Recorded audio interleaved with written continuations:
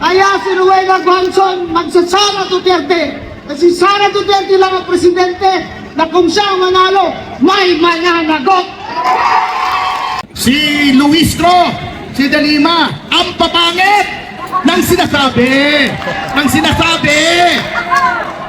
Magaganda naman sila, di ba? Lalo na si De Lima, kaya nga, ang daming naloko sa kanyang lalaki. Yang si Sidanya, tabingi! Ang katuwiran! Di pa tapos eh. Good day today.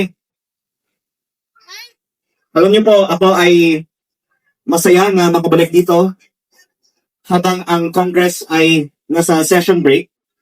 And sinabihan ako na kaming mga congressman, dapat huwag masyadong manggulo. Mas mabuti daw ang congressman ngayon, magbakasyon muna. At baka akala nila nasa abroad ako. Hindi nila alam sa Davao pala ako pupunta. Kung saan mas maganda, mas malinis, mas safe, at napakabait ng mga tao. At dapat din suportahan ngayon ang domestic tourism, lalong-lalo na dahil sa taas ng presyo ng langis. Ganon din, kung may mga Davaoenyo na gustong bumisita sa Maynila, welcome na welcome po kayo at pwede tayong magkita sa Luneta. Mayor, baka pwede tayong mag-argila ng barko. Kung kahit ilang Davaoenyo ang gustong bumisita sa Maynila, pwede tayong magkita doon. Sabihin lang ninyo ilan ang gustong bumisita. Pero baka aabot sa 100,000. Baka kung anong isipin nila. Basta nandun tayo para sa turismo at sightseeing lang. Pero pagdating ninyo sa Luneta, bahala na kayo kung saan kayo susunod na pupunta. Kaya ako po ay of course also sure na gusto niyong bumalik kaagad sa Davao dahil ang ganda dito. At ang Davao of course ay isang very promising tourism destination na gustong puntahan ng mas marami pang mga Pilipino. At lalong-lalo po ngayong araw, ang araw ng Davao at ang isang special day, ang birthday ni former President Rodrigo Duterte. I'm sure it's going to be a very festive day. Kaya bago ako matapos, gusto ko lang pong batiin muli ang buong lungsod ng Davao. Isang happy araw ng Davao, happy birthday PRRD, at isang maayong punta sa inyong tanan. Dapat salamat po muli sa inyong imbitasyon. Daghang kaayong salamat to Congressman Leandro Leviste. Truly, Davao City has so much to offer, and it's great that we are actually being acknowledged, not only in the national stage, but even in the international stage. And now, since we are already hearing a few words from our guests, one of our guests for this morning would also like to extend a Mga taga-Luzon, I'm solid Duterte!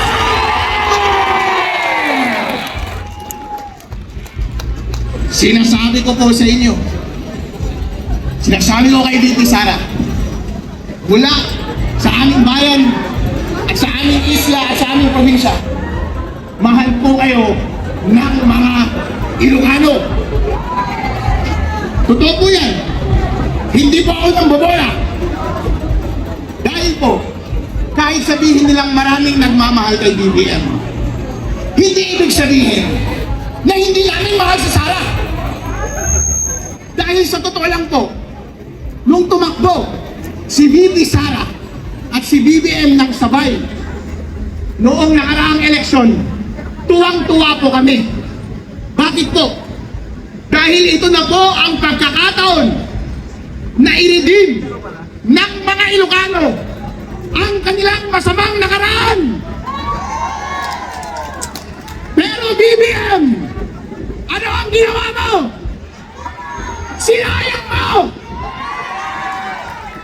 Instead na i-redeem mo ang ang iyong pamilya, ang ating lahi. Nag-double down ka pa sa pagnanakaw! Instead na suportahan mo ang nagpanalo sa iyo bilang presidente, ipinahuli mo pa ang kanyang ama sa mga dayuhan. Wala kang utang na loob.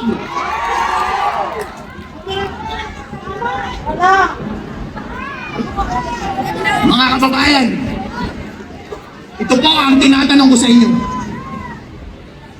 Gusto nyo ba umuwi si President Rodrigo Duterte dito sa Davao?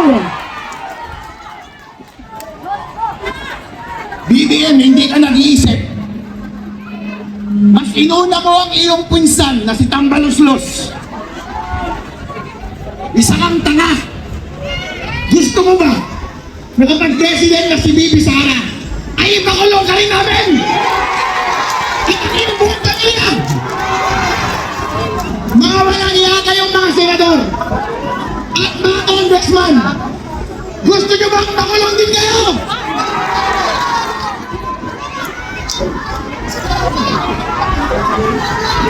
Ngayon po, ito ang ginagawa nila. Gusto nilang i-impeach si VP Sara para hindi siya manalo bilang presidente ng Pilipinas. Papayag ba kayo doon?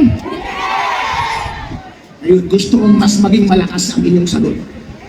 Gusto kong iparinig ninyo hanggang sa Malacanang.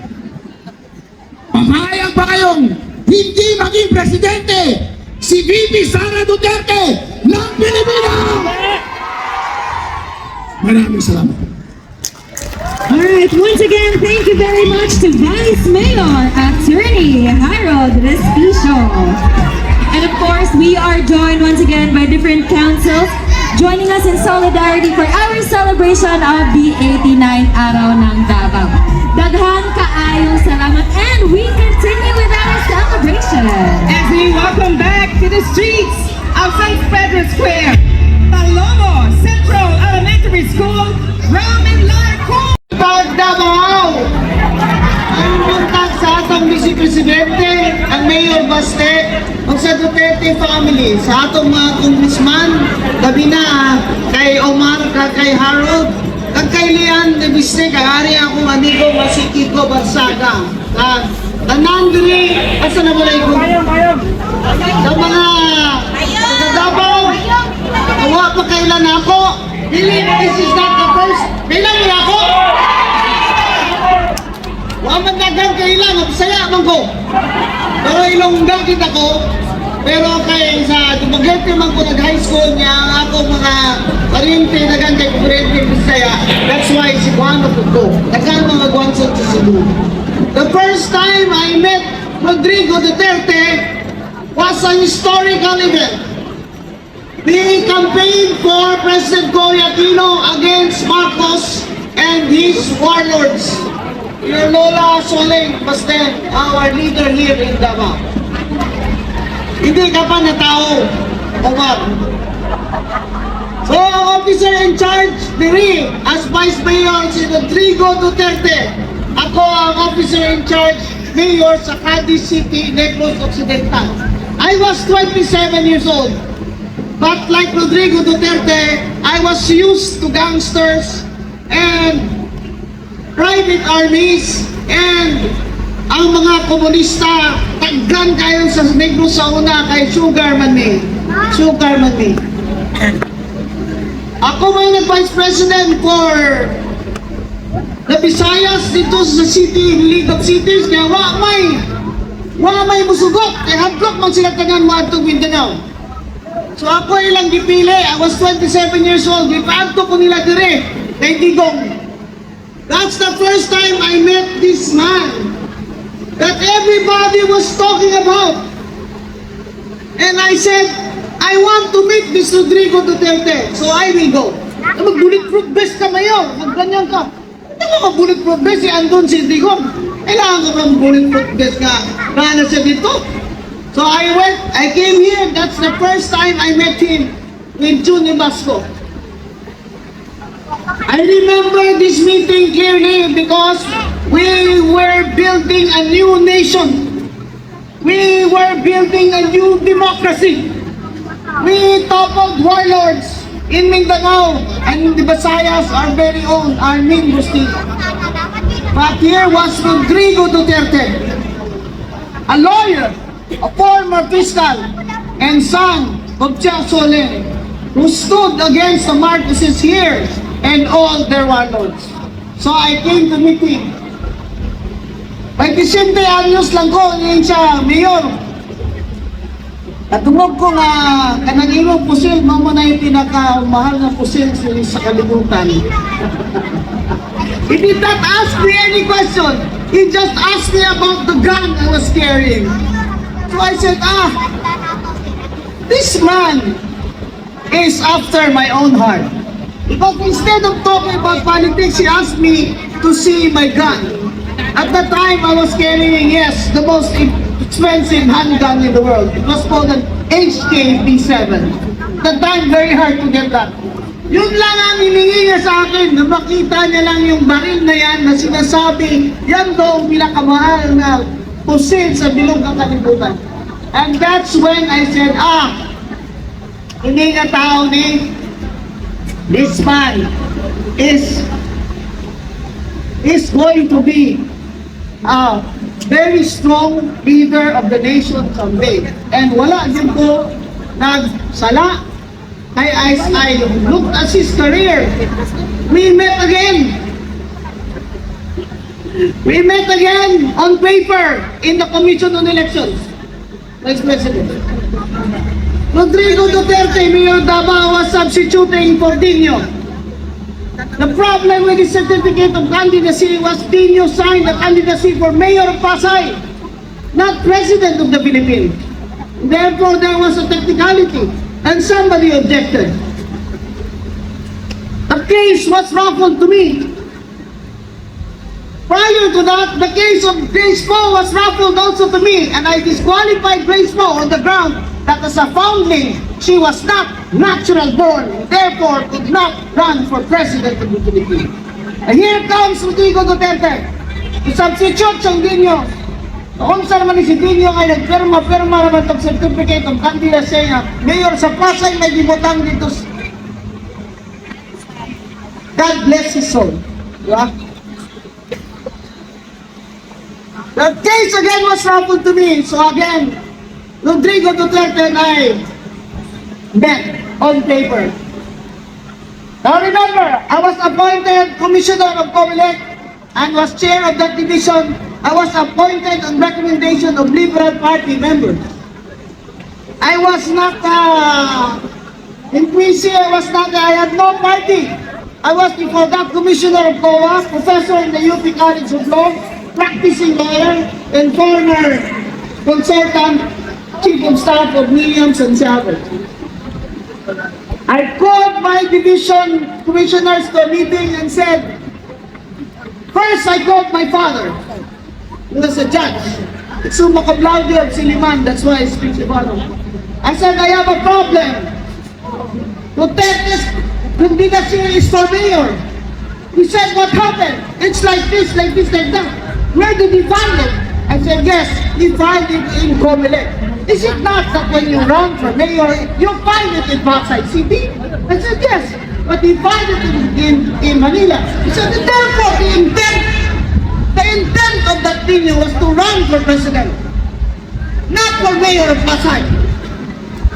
As usual, my father, Judge Sixto Rojas Manson, Summa Cum Laude of Silvan University, was correct.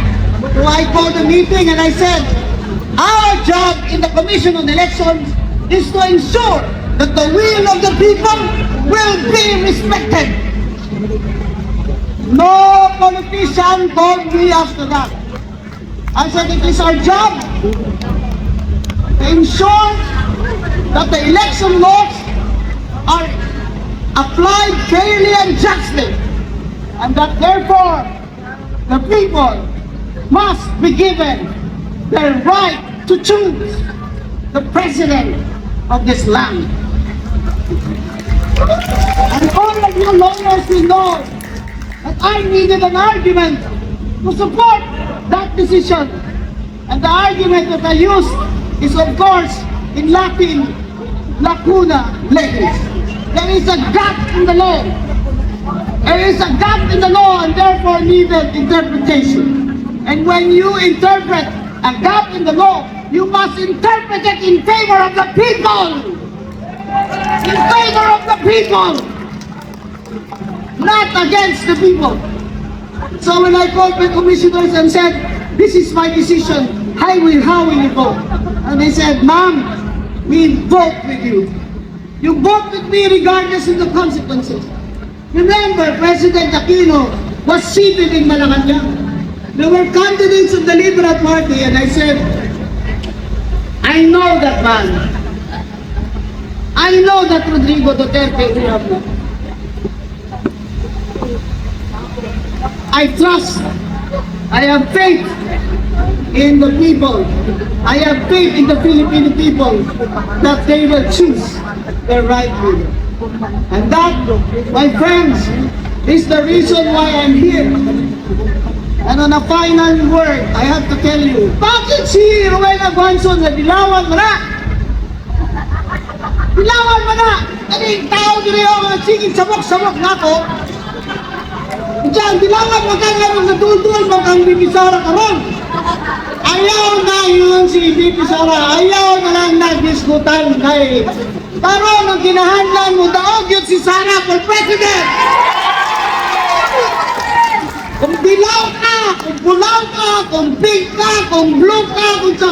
Wala na minimum ka akin. Wala kami ka akin sa inyo. Upot na lang kita diritanan kay Sara para sa aton bunso. Dahil kung hindi si Sara Duterte ang magpresidente, walang mananagot. Kaya si Rowena Guanzon magsasara Duterte. Kasi Sara Duterte lang ang presidente na kung siya ang manalo, may mananagot. Ilang taon ako sa politika. Sa tiyan pa lang na nanay ko, 67 years old na ako. Ngayon, politiko na ako. Kung member man nanay ko, 33 years. Wala pa ako nakita ng gobyerno na ganito. Puro kapag nanakaw. Nakawatan. Ang kailangan ng Pilipinas, reforma. Zero corruption. Zero tolerance.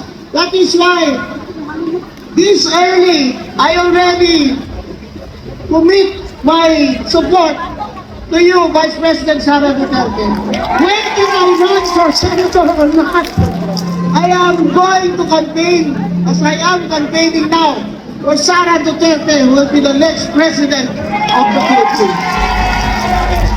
Kung sa mga Bisaya, mga Ilonggo, mga Waray, sa Visayas, kabalo naman kamutanan, na ang Negros Occidental, wala yun aga Marcos ever since because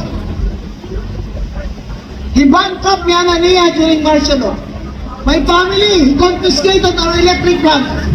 All families were confiscated. Ang sugar, monopolize ang sugar trading.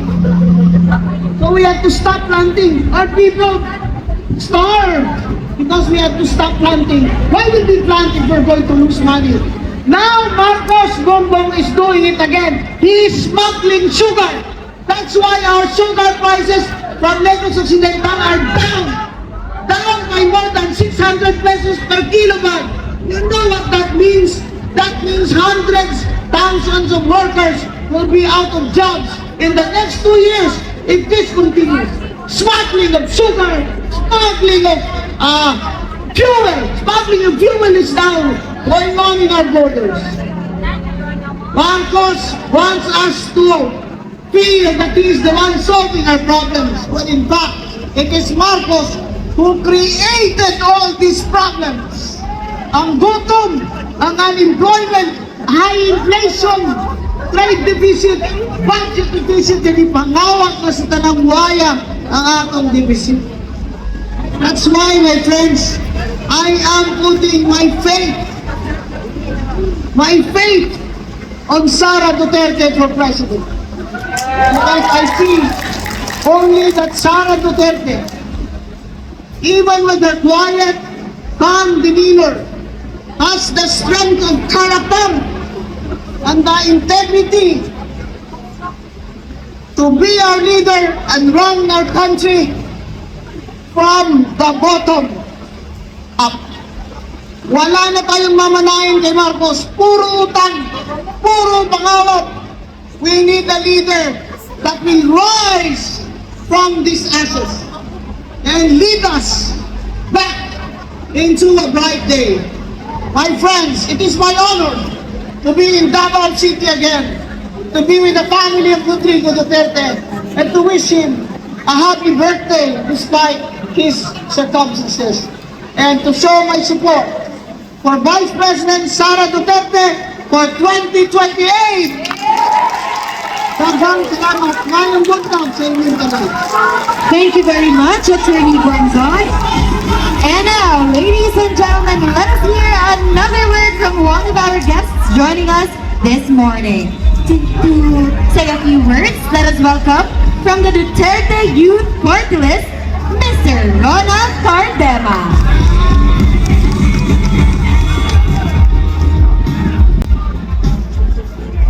Magandang umaga po. Bibilisan ko lang po ang mensahe. Kami po sa Duterte Youth Party List ay lubos na nagpapasalamat kay Vice President Sara Duterte, kay Mayor Baste Duterte, Kong Pulong, Kong Omar Duterte, Kong Harold Duterte, Kong Sidungab, at syempre kay Pangulong Rodrigo Duterte na nagse-celebrate ng kanyang birthday ngayong araw na ito. Masabi ko sa inyo, sa Kongreso, noong isang taon, hinarap si Pangulong Rodrigo Duterte sa Quadcom at isa lang kongresista ang nagtanggol kay Pangulong Rodrigo Duterte, ang inyong Duterte Youth Party List. Ang speaker noon, Martin Romualdez, ang presidente, Bongbong Marcos, ay aming ninong. Kung gusto namin ng maleta, kung gusto namin ng pera, kung gusto namin ng kahit ano, madaling lumapit. Pero hindi kami lumapit, hindi kami tumanggap kahit piso. At nung nandun si Rodrigo Duterte sa harap ng Kongreso, buong araw, at wala kahit isang kongresista na nagtatanggol, nandun kami, ipinagtanggol namin ang ama ng sambayan ng Pilipino, Rodrigo Duterte. At nung gabing yon, lumapit ang Pangulong Rodrigo Duterte. Sabi niya, Ronald, thank you for your loyalty. Masabi ko sa inyo, yung binanggit ni Pangulong Duterte na yon ay mas mahalaga kesa sa kahit anong pera, kesa sa kahit anong posisyon.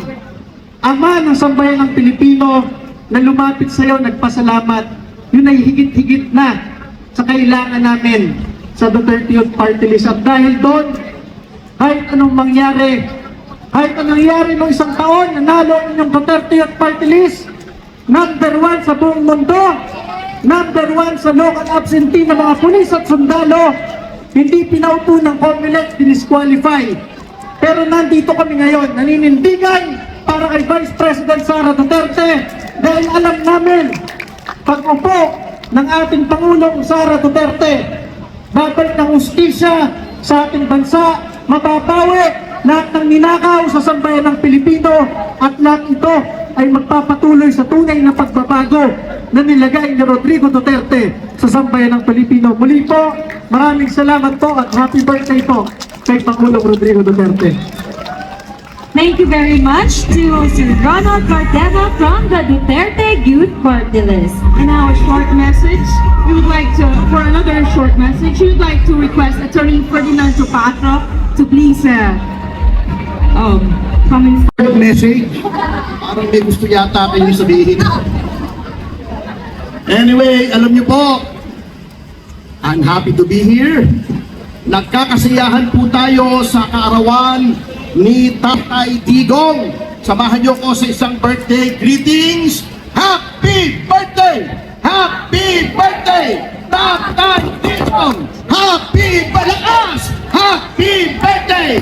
Tatay Digong! Ngunit sa gitna po ng ating kasiyahan ay nagluluksa po tayo. Kaya kung makikita niyo po may mga tao dito na nakasuot ng itim.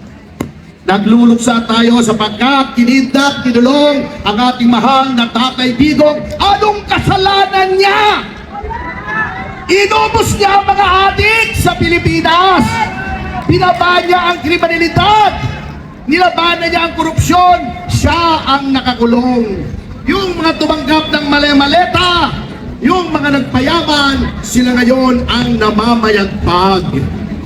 Kaya't magluksa rin po tayo hindi lamang para kay Tatay Digong, ngunit para sa ating bayang inaapi. Bakit?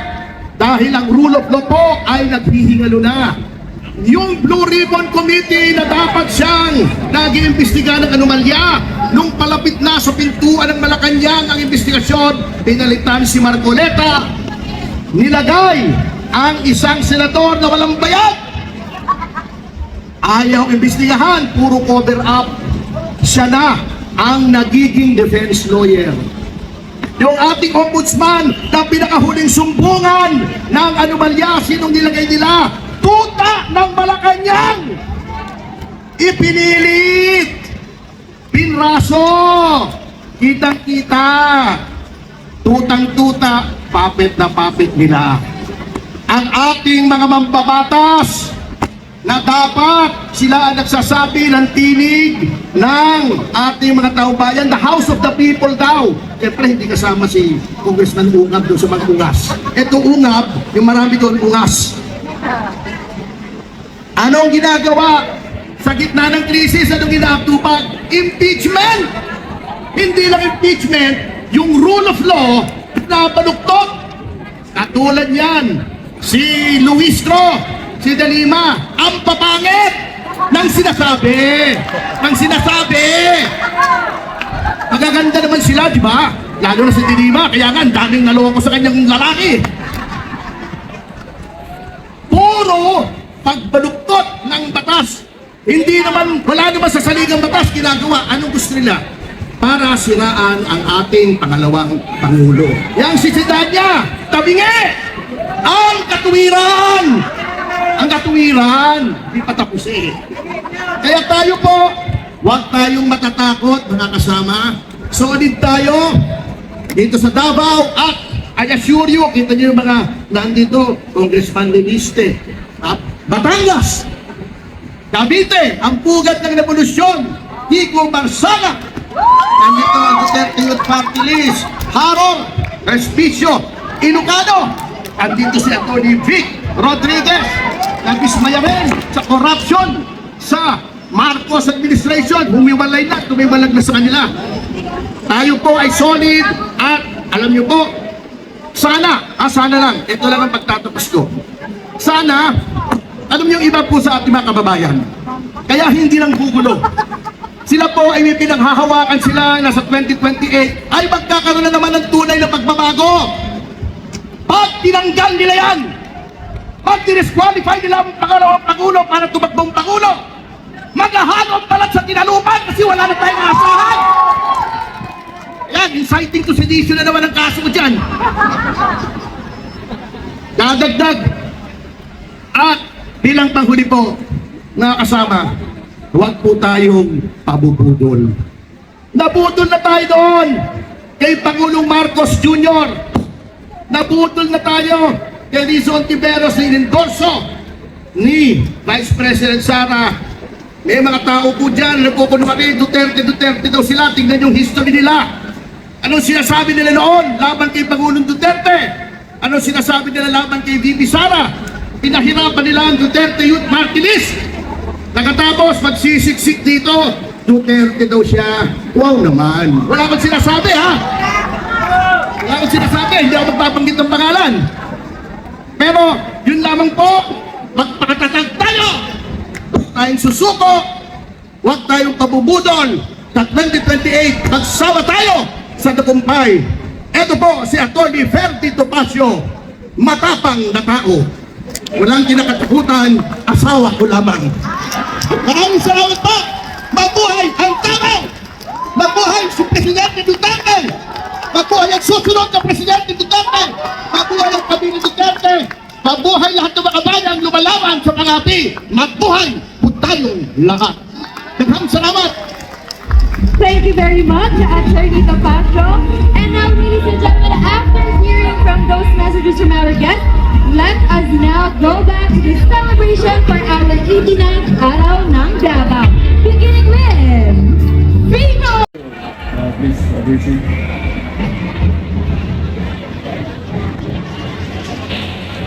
May buntag sa inyong tanan. Kumusta man ang kinabuhi sa mga pinalanggang dabawin niyo?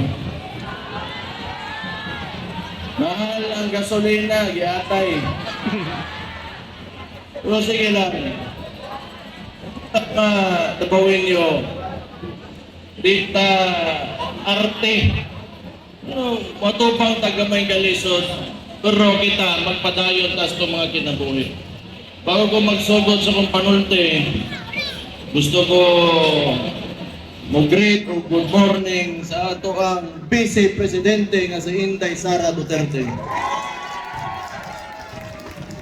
Na members of the diplomatic corps, naa si Senator Bongo, paduk pa siguro, Vice Mayor Rigo Duterte, Congressman Omar Duterte, Kong Isidro Ungap, Congressman Leandro Lebiste, Congressman Kiko Barzaga, Vice Mayor Harold Respicio, Attorney Vic Rodriguez, Attorney Rowena Guanzon, Ronald Cardema, Attorney Ferdinand Topacio, Mayor Jornas Cortez, City Government officials, other distinguished guests, o sa tanan ninyo mga dabawin yung gwapa o gwapo, ning tuo pod mo. Ako, unas tanan magpasalamat ko sa security cluster nato. Tanang mga taga-gobyerno, karong bulan na nga nagtrabaho para maplastar ang tanan dabawin nyo. PSSO, atong polis, atong sundalo, atong fire, tanan, kung na ko'y nalinten TF Davao, salamat kaayo. Gikan sa kong kasing-kasing, salamat kaayo sa inyong pagbantay sa mga dabawin niyo.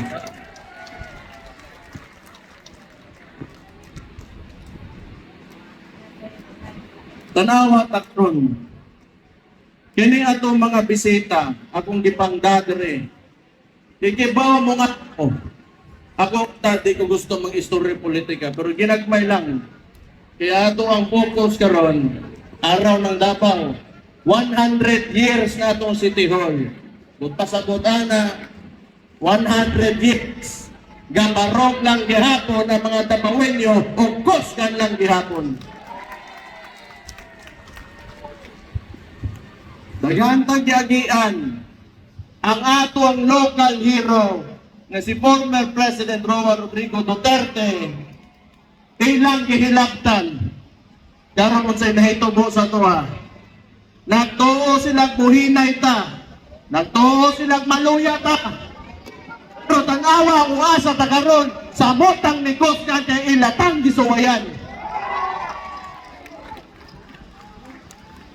Doon na lang ko yung mga giya, pero gani akong gipaila-ila kaninyo ni mga tao na sumulikod na mga bisita nato, hapit pa galing mag-away, kay tanan buang, tanan isok, kita mga Davaoenyo, maisok ta.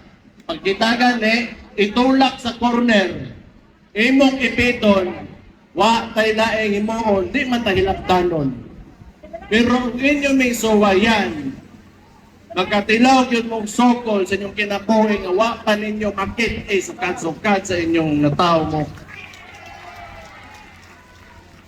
Naalang ko yung mga gamayng giya para sa ato para sa tanang dabawin nyo. Na gusto na mong basahon sa inyo Una asenso para sa tanan. Dili lumba ang pag-asenso. Suportahan ang matag usa nga mulambo aron dungan tang mulahutay para sa nindot nga dakbayan. Ang tinuod nga kalambuan kauban ang tanang katawhan. Kung musaka ang usa ka Dabawenyo, ang atong tumong dapat natong panganduyan nga musaka ang tanan, walay mapilin nga Dabawenyo pagkitang tanan mo asenso.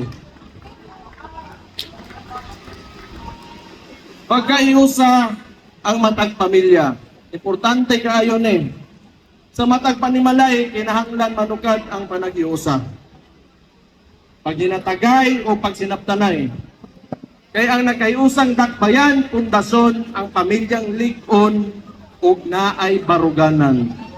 So kita magsugod sa atong mga panimalay, disiplinado na itong mga anak, pasudlo na itong eskwelahan.